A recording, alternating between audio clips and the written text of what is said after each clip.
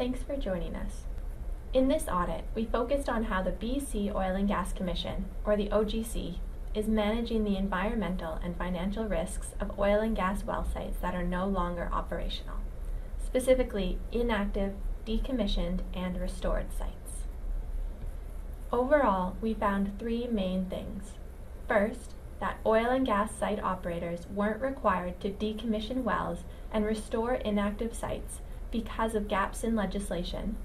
Second, that the OGC did not collect enough funding from operators to cover its costs of restoring orphaned sites.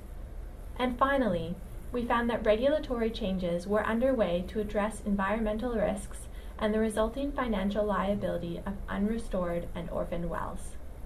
In conclusion, we made 11 recommendations to the OGC.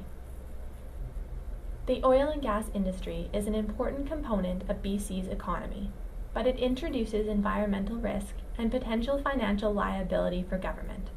For example, contamination from oil and gas activities affects surface and groundwater quality, air quality, human health, wildlife, livestock, and ecosystems. The timely restoration of inactive well sites reduces that environmental risk and resulting financial liability. In BC, the OGC is responsible for regulating oil and gas activities in a way that protects public safety and the environment.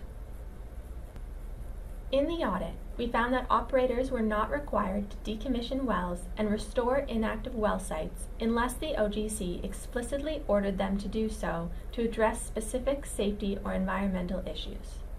Decommissioning the well involves permanently sealing the well with cement, and restoring the site involves cleaning up any contamination on the site and returning the land to its original or pre-activity condition.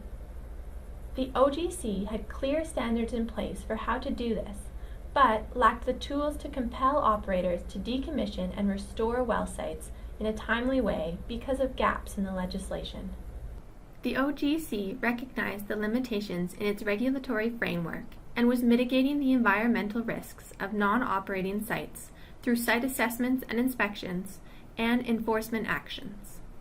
We found that the number of inactive wells that had not been decommissioned almost doubled, from 3,800 to 7,474 between 2007 and 2018. The OGC follows the polluter pays approach, where industry is expected to cover the cost of environmental cleanup at no cost to the taxpayer. The OGC estimated that decommissioning inactive wells and restoring sites will cost operators $3 billion. However, when an oil and gas operator is bankrupt or cannot be located, the OGC designates the operator's sites as orphans. At that point, the OGC is responsible for decommissioning the well and restoring the orphan site. The number of orphan sites in BC increased from 45 in 2015 to 326 in 2018. To cover the costs of decommissioning and restoring orphan sites, the OGC collects security deposits and a tax on operators' production. The money goes into what's called the Orphaned Fund. But the OGC didn't collect enough funding from operators to cover its costs of restoring orphan sites.